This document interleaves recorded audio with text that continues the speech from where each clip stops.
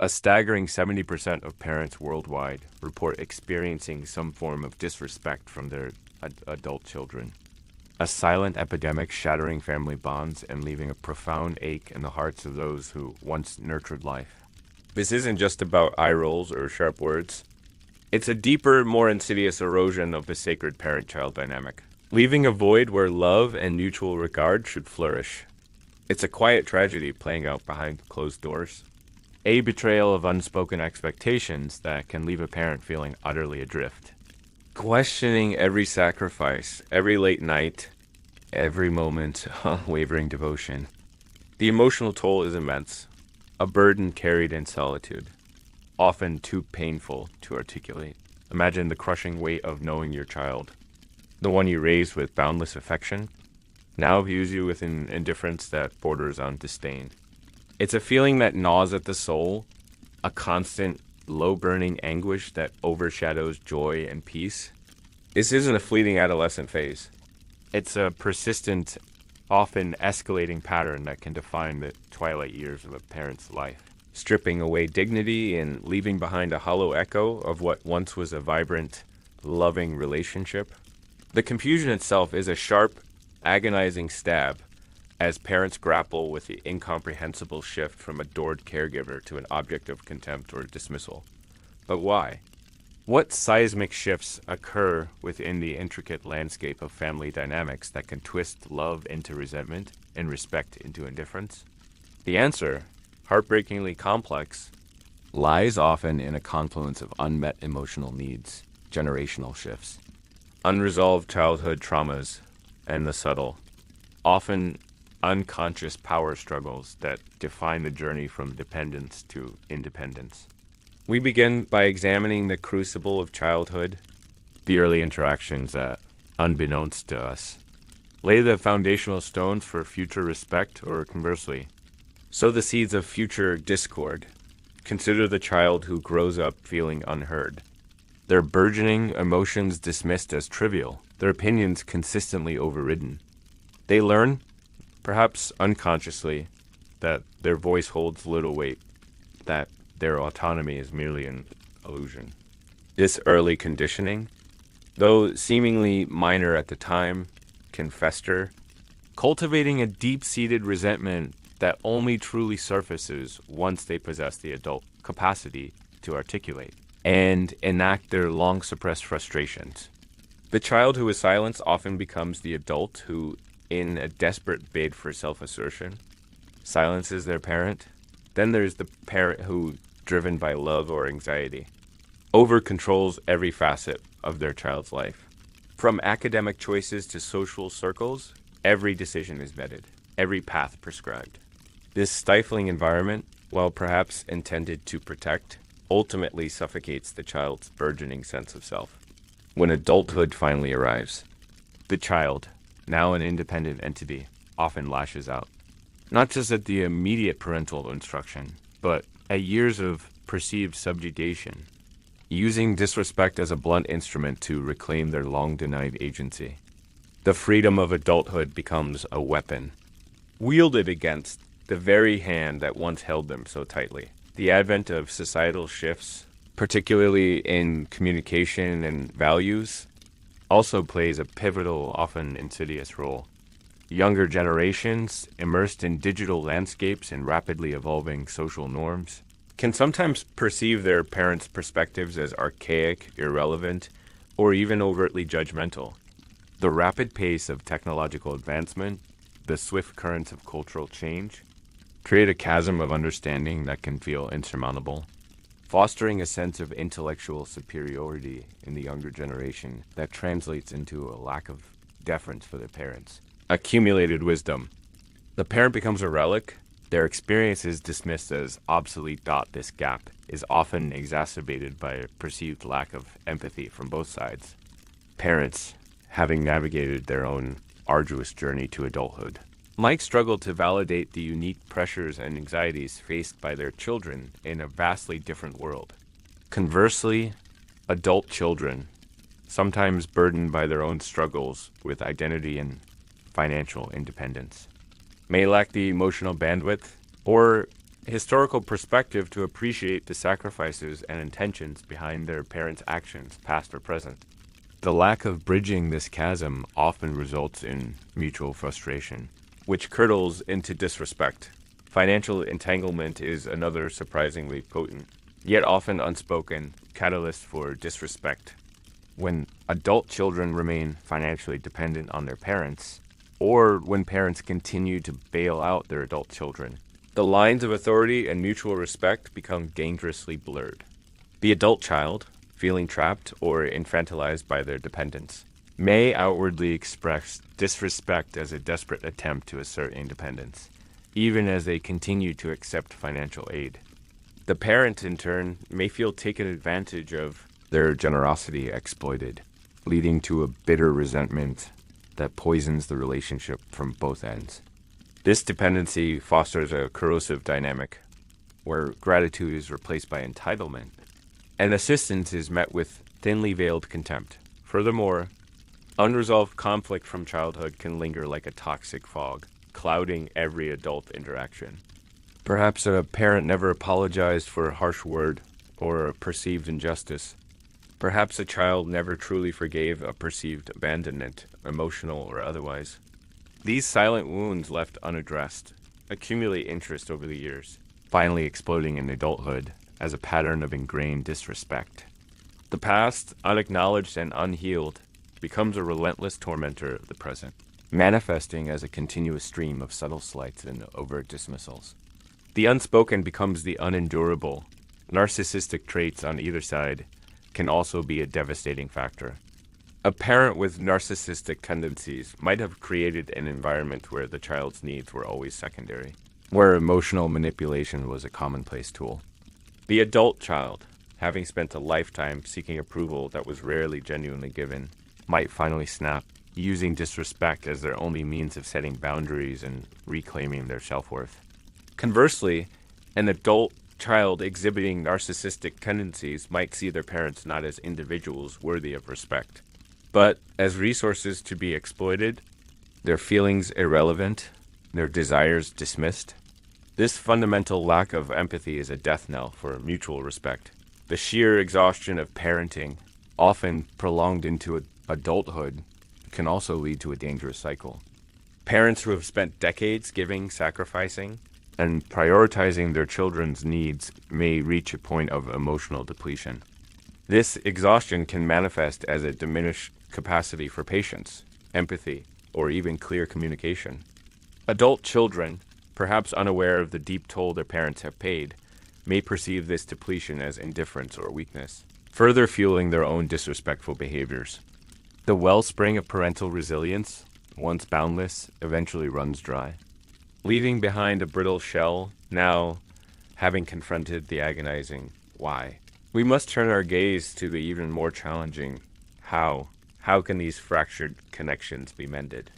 How can respect be rebuilt from the rubble of years of misunderstanding and hurt? The path is arduous, demanding immense courage, profound self-reflection, and unwavering commitment to change.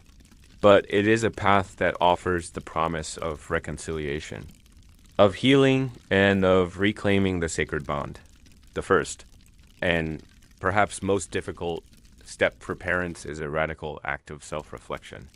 This requires looking inward with unflinching honesty, examining one's own parenting style, past behaviors, and current communication patterns.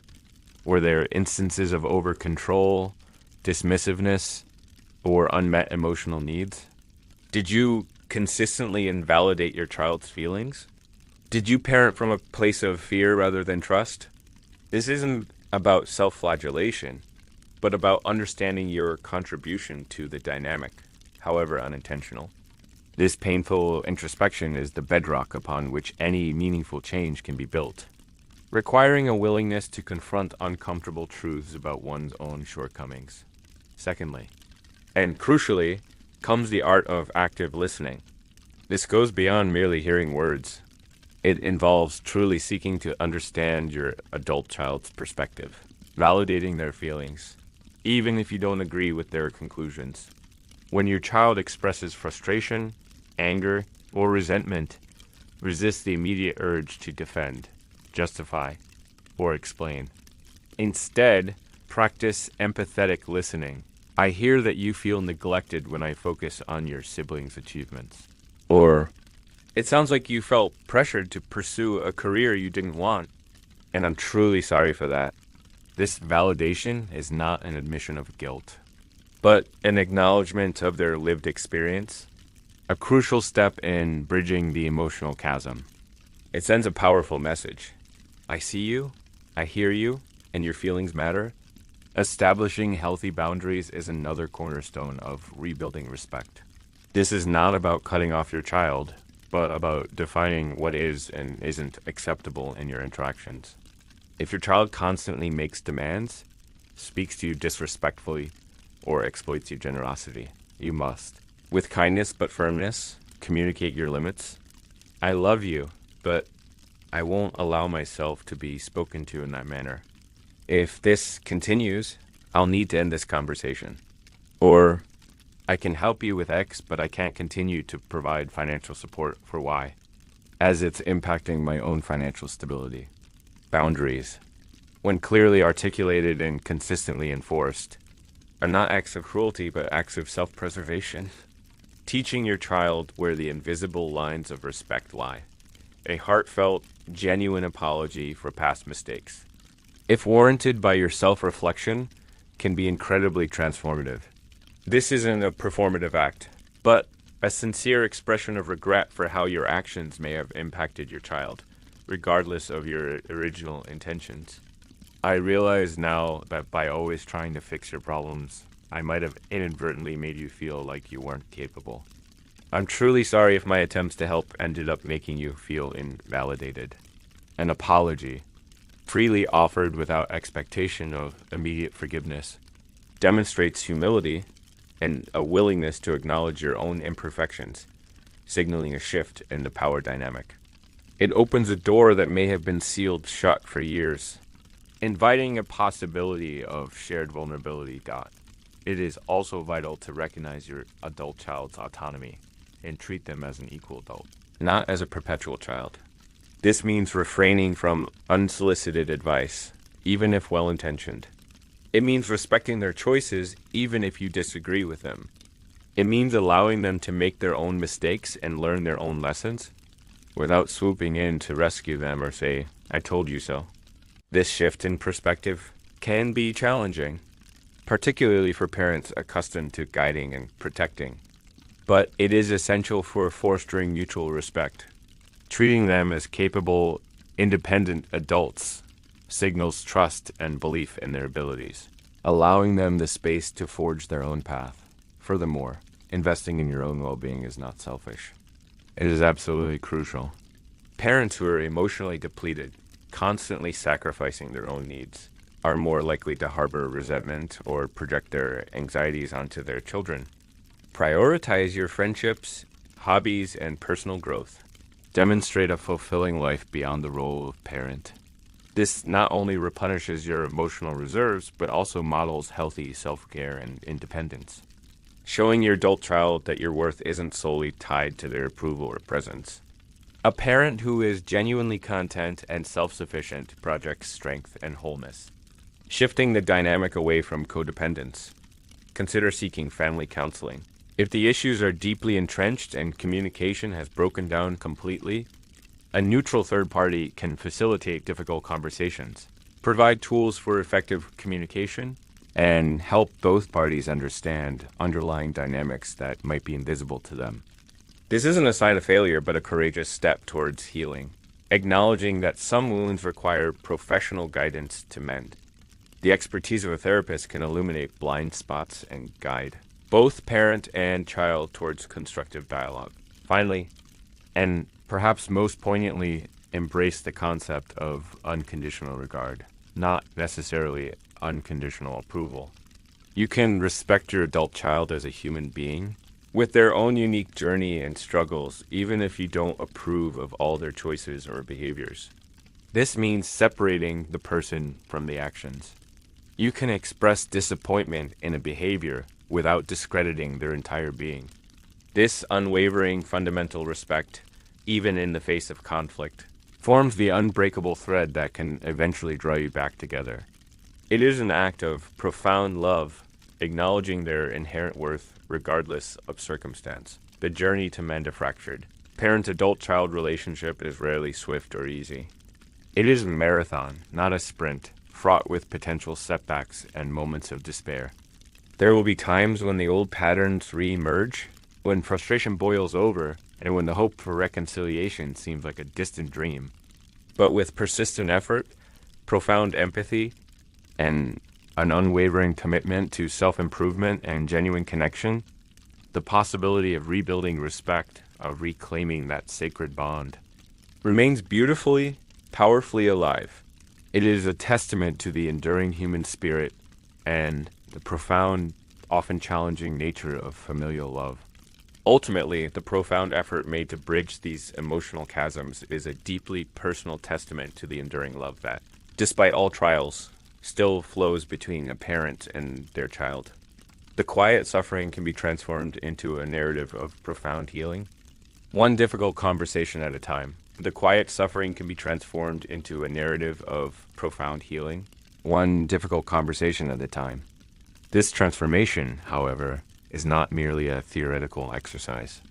It is a lived experience, one fraught with emotional landmines and unexpected triumphs. To illustrate the intricate dance of reconciliation, let us delve into the stories of those who have walked this arduous path, offering not just anecdotes, but blueprints for hope. Consider Eleanor, a woman in her late 60s, whose relationship with her daughter, Sarah, had become a minefield of passive aggression and unspoken resentment. For years, Sarah, now a successful architect, would visit with a thinly veiled air of condescension. Her critiques of Eleanor's home, her cooking, even her choice of television programs were delivered with a casual cruelty that left Eleanor feeling diminished and invisible. Sarah, on the other hand, felt suffocated by what she perceived as Eleanor's constant need for validation. A lingering echo of a childhood where her own achievements often felt overshadowed by her mother's expectations. The turning point came during a particularly strained holiday dinner. Sarah, after a glass of wine, began to openly mock Eleanor's attempts at gardening, comparing her wilting roses to a dying dream. The room went silent. Instead of retreating into her usual hurt silence, Eleanor, drawing on a newfound resolve born from countless sleepless nights, looked directly at Sarah. "Sarah," she said, her voice trembling but clear, "I love you, but I will not allow you to speak to me that way in my own home. If you cannot speak to me with respect, then perhaps it's best we end this evening now." The words hung in the air, a stark declaration of a boundary that had never before been articulated. Sarah, initially shocked, flushed with anger, but then a flicker of something else. Perhaps surprise, perhaps a dawning realization crossed her face. She mumbled an apology, an unprecedented act. This moment, born of Eleanor's courage, was not a magic fix, but a vital crack in the wall of their estrangement. It sparked a series of difficult, often tearful, conversations.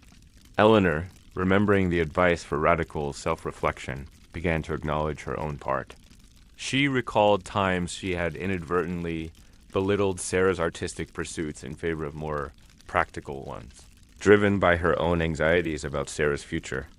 "I remember telling you that art was a hobby, not a career," Eleanor confessed one afternoon, her voice thick with regret. "I was so afraid you wouldn't be able to support yourself, and I projected my own fears onto you. I truly believe I was protecting you. But I see now that I probably made you feel dismissed, as if your passion wasn't valid. I'm so truly sorry for that, Sarah."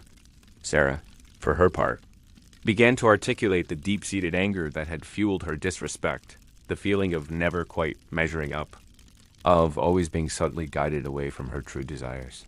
She admitted that her barbed comments were a clumsy, desperate attempt to assert her independence, to prove that she was her own person, separate from her mother's influence. This mutual vulnerability, this willingness to acknowledge flaws and hurts, began to dismantle years of ingrained patterns. It allowed a different kind of dialogue to emerge, one built on nascent understanding, rather than defensive posturing. They began to schedule talk times, often with a cup of tea, where each would share one feeling or one memory without interruption or judgment.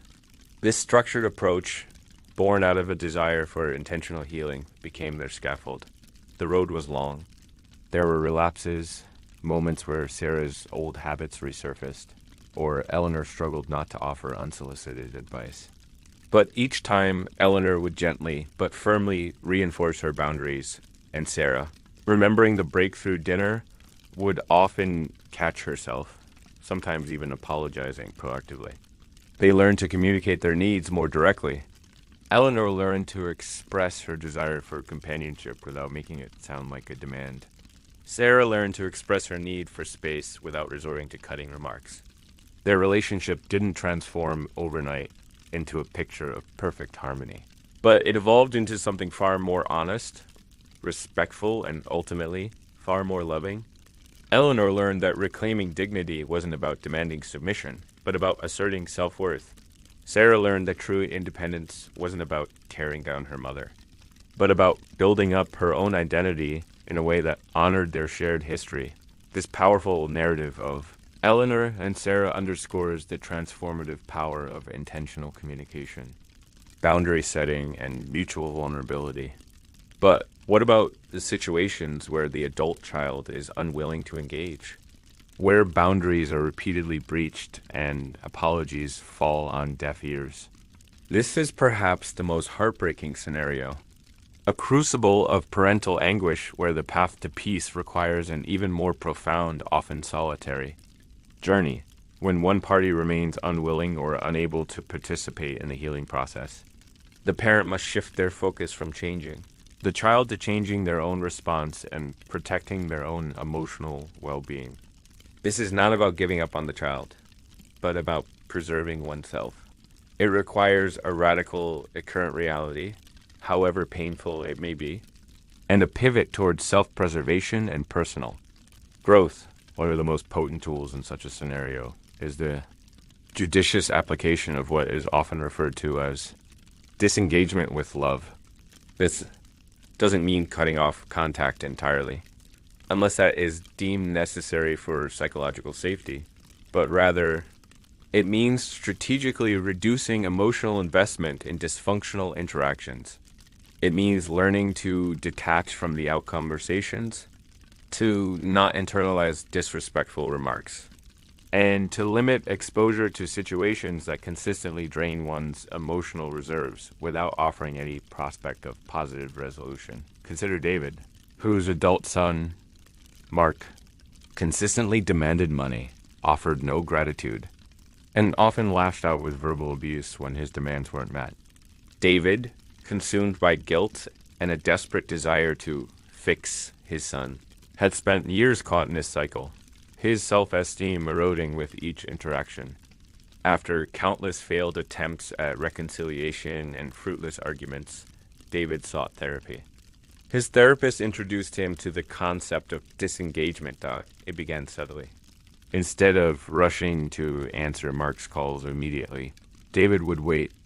Instead of offering unsolicited advice, he would listen, acknowledge, and then politely state his limits. When Mark called demanding money for a business opportunity, that was clearly a scam. David, instead of launching into a lecture or feeling compelled to provide it, simply said, "Mark, I love you, but I am unable to provide you with funds for that venture. I wish you the best." The line went dead, followed by a barrage of angry text it got in the past. David would have been devastated, replaying the words, spiraling into guilt. This time, he practiced a new strategy, acknowledging the pain, but not internalizing the blame. He understood that Mark's anger was a manifestation of his own struggles, not necessarily a reflection of David's worth. He stopped offering solutions and started offering support only in ways that genuinely aligned with his boundaries and values. He made it clear that he loved Mark, but would not tolerate abuse or financial exploitation. This shift was excruciatingly difficult. There were moments of profound loneliness and fear that he was abandoning his son. But as David consistently held his boundaries, something unexpected began to happen. Mark's outbursts became less frequent, perhaps because he realized they no longer yielded the desired manipulative results. The relationship didn't magically heal, but it became less toxic for David. He began to reclaim his evenings, his peace of mind, and his financial stability. He started investing in his own passions, rediscovering forgotten hobbies. He learned that loving his son did not mean allowing himself to be destroyed by him. His dignity was not contingent on Mark's approval or good behavior. It was an inherent quality he had to protect. This strategy of disengagement with love is profoundly difficult because it confronts the very core of parental instinct, the innate drive to protect, to nurture, to fix. It challenges the deeply ingrained belief that a parent is always responsible for their child's happiness or struggles. Even in adulthood, it requires a profound act of letting go, not of love, but of control, and of the often unrealistic expectation that one can single-handedly mend the fractured. Another crucial aspect of this solitary journey is the cultivation of self-compassion. Parents in these situations often experience immense guilt, shame, and self-blame. They replay past events, wondering what they could have done differently. This self-flagellation is corrosive. Self-compassion involves treating oneself with the same kindness, understanding and support that one would offer a dear friend facing a similar struggle. It means acknowledging the pain, recognizing one's inherent worth, and forgiving oneself for imperfections and past mistakes. Practices such as mindfulness, journaling, and seeking support from trusted friends, family, or a support group can be invaluable. Journaling allows a parent to process complex emotions without judgment, giving voice to the silent anguish. Support groups connect individuals who share similar experiences, creating a safe space for validation and shared coping strategies. Breaking the isolating silence of shame. In these spaces, parents realize they are not alone in their suffering, and that their feelings are valid. Furthermore, focusing on developing a rich and fulfilling life independent of the adult child's behavior becomes paramount. This is not an act of spite or retaliation, but an act of self-love and self-preservation. Investing in hobbies, cultivating new friendships, pursuing educational goals, or engaging in volunteer work can provide a sense of purpose, joy, and identity that isn't tethered to the often unpredictable fluctuations of the child's regard. This robust sense of self creates an emotional buffer, making the parent less vulnerable to the pain inflicted by the child's disrespect. It reestablishes an internal locus of control, ultimately, whether the path involves mutual reconciliation or solitary healing. The journey towards reclaiming dignity and respect as a parent is one of profound courage. It demands introspection, vulnerability, resilience, and an unwavering commitment to one's own well-being. It is a testament to the enduring human spirit, capable of finding peace even amidst the most profound familial challenges. The love for a child, though tested and sometimes wounded, often remains an unyielding force, transforming not into bitterness, but into a different, perhaps more mature, form of acceptance and grace. The wisdom gleaned from these journeys teaches us that while we cannot control the actions or emotions of our adult children, we can absolutely control our own responses.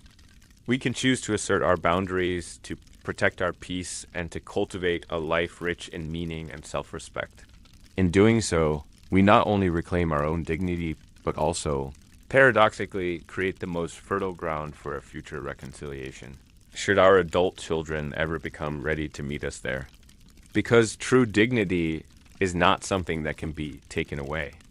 It is something that, even when challenged, can always be reclaimed, nurtured, and fiercely protected from within. It is a quiet revolution of the self, played out in the most intimate theater of human emotion, ultimately transforming suffering into strength and brokenness into a new hard-won wholeness. This is not just a story of parents, but a universal narrative of resilience, self-love, and the enduring quest for peace in the face of profound human challenge. It is the brave act of choosing hope over despair, of nurturing the fragile seed of connection even when surrounded by the barren landscape of misunderstanding. It is the brave act of choosing hope over despair, of nurturing the fragile seed of connection even when surrounded by the barren landscape of misunderstanding. This act, however solitary it may feel at times, reverberates far beyond the individual, sending ripples of influence into the broader tapestry of familial and societal interactions. For when one parent reclaims their dignity, they subtly shift the paradigm, not just for themselves, but for their lineage, demonstrating a powerful model of self-respect that can, in time, inspire future generations to break cycles of disrespect and foster deeper, more authentic connections. Consider the societal implications of this quiet revolution. A world where parents feel respected by their adult children is a world where wisdom is honored, experience valued, and intergenerational bonds are strengthened. It's a world where the emotional and spiritual well-being of elders is prioritized, not out of obligation, but out of genuine reverence. The erosion of this respect doesn't just damage individual families. It weakens the very fabric of community, stripping away a vital source of historical continuity and collective memory. Conversely, the restoration of this respect has the power to revitalize, fostering a deeper sense of belonging and mutual responsibility. The lessons learned from Eleanor. David and countless others who have navigated these treacherous waters are not merely prescriptive. They are deeply empathetic insights into the human condition. They teach us that love, in its purest form, is not possessive or demanding, but liberating. It allows for the autonomy of another, even when that autonomy takes directions we might not have chosen. It acknowledges the inherent worth of every individual, irrespective of their role in our lives. This profound understanding elevates the parent-child dynamic from one of expectation and obligation to one of mutual respect and unconditional regard. For parents who have felt the searing pain of their child's disregard, the path forward is often illuminated by moments of quiet epiphany. It's the realization that while you brought them into the world, your ultimate purpose was not to control their destiny, but to equip them for their own. It's the acceptance that their journey, however flawed or divergent from your hopes, is theirs alone to walk. And in that acceptance lies a liberating power, a release from the burden of trying to orchestrate an outcome that is ultimately beyond your reach. This surrender is not defeat. It is an act of profound wisdom and embrace of the unpredictable beauty of life, the courage it takes to look inward, to apologize for past mistakes, to set firm boundaries, to disengage from destructive patterns, and to nurture one's own well-being is nothing short of heroic. It is a form of love so deep that it transcends the immediate pain, seeing beyond the present conflict to the possibility of a future, however distant, where peace can finally reside. This heroic act is often played out in the quiet confines of one's own heart, away from the applause and recognition of the world. Yet its impact is monumental. It sculpts character, strengthens resolve, and ultimately defines the legacy one wishes to leave. Furthermore, it's essential to recognize that this journey of reclaiming dignity is a continuous process, not a destination.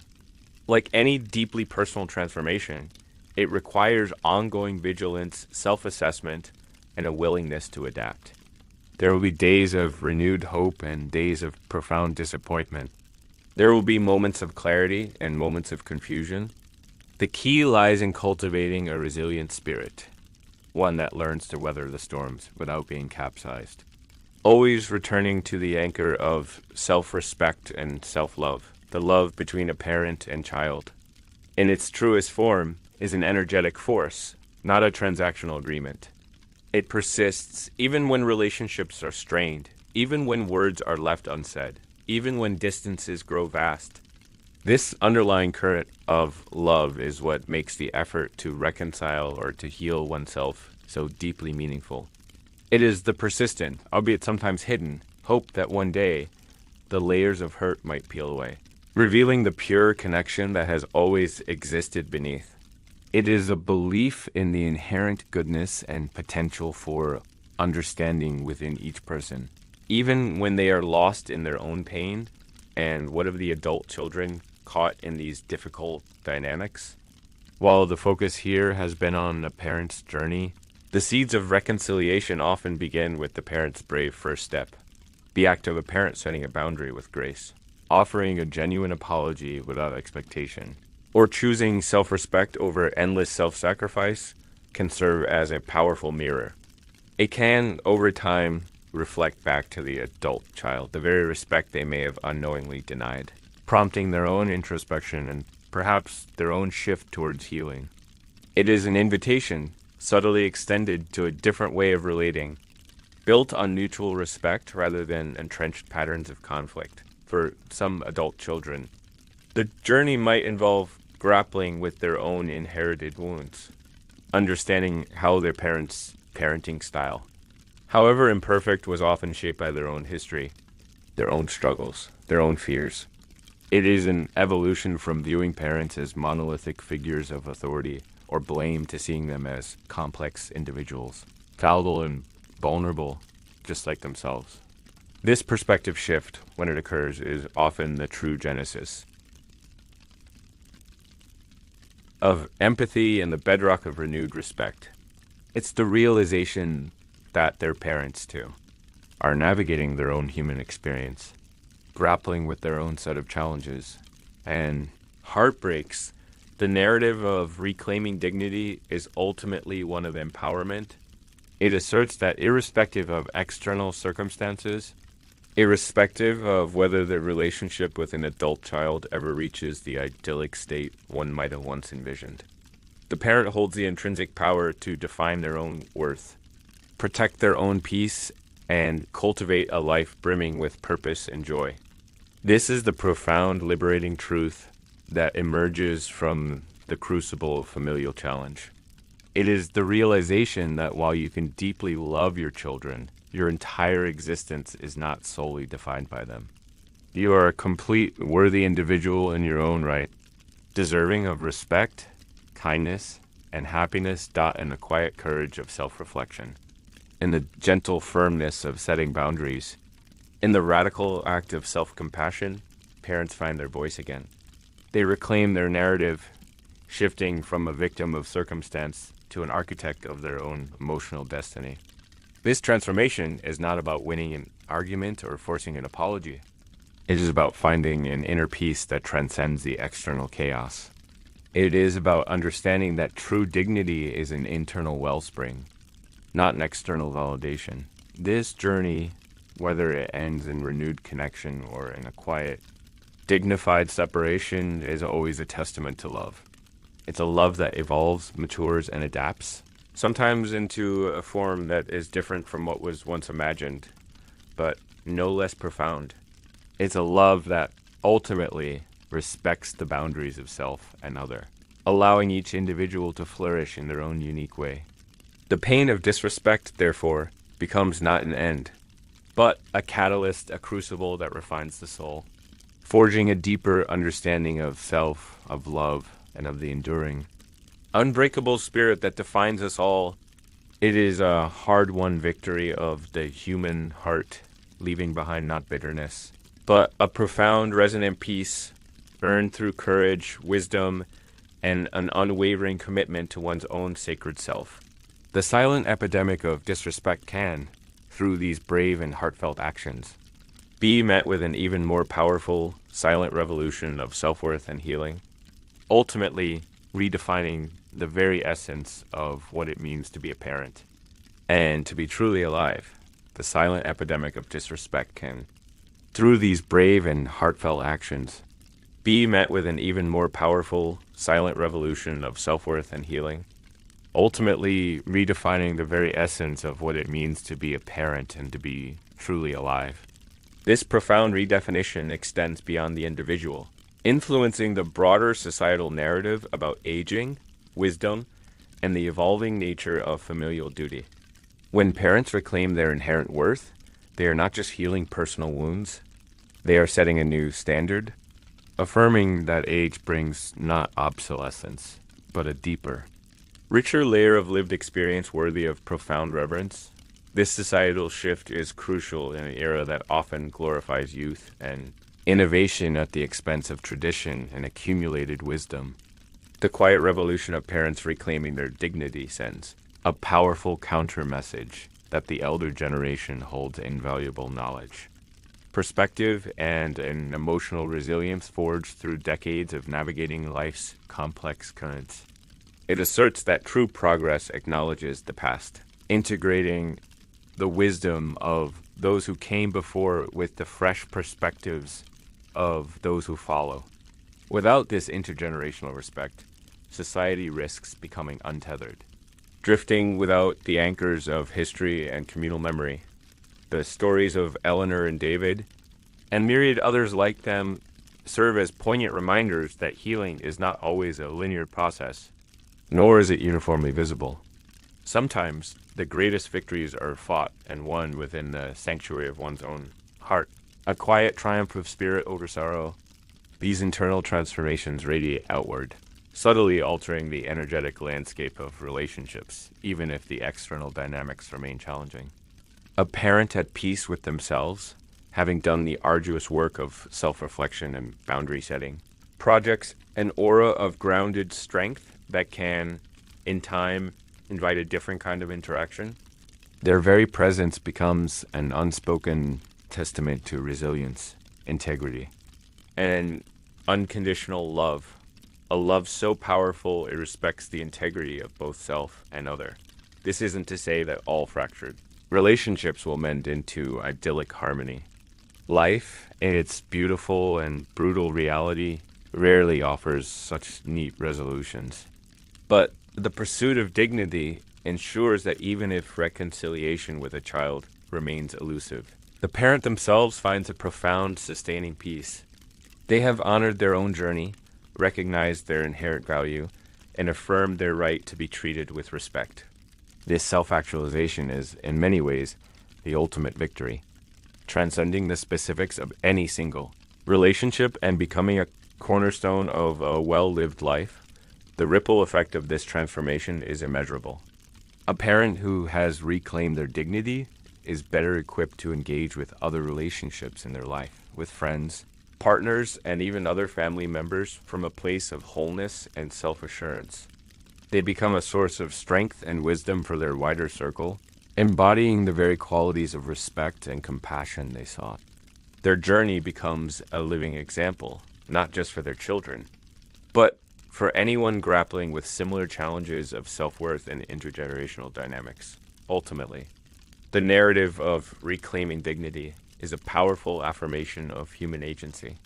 It reminds us that even in the face of deep emotional pain and external disrespect, we possess the internal power to shape our own experience, to define our own worth, and to cultivate a life rich in meaning and purpose. It is a testament to the enduring capacity of the human spirit to heal, to grow, and to find profound peace even amidst the most challenging landscapes of familial love. This hard-won inner peace is the truest form of respect, a sacred sanctuary built from courage, vulnerability, and an unwavering commitment to the self. It is a legacy far greater than any material inheritance, a beacon of light that can guide not only the individual parent, but also offer hope to all who walk the complex, often arduous, path of human connection. This journey, fraught with shadows and glimmers of light, ultimately converges on the timeless truth that the deepest respect begins within. And from that wellspring flows the possibility of grace and understanding, transforming the very essence of what it means to be family.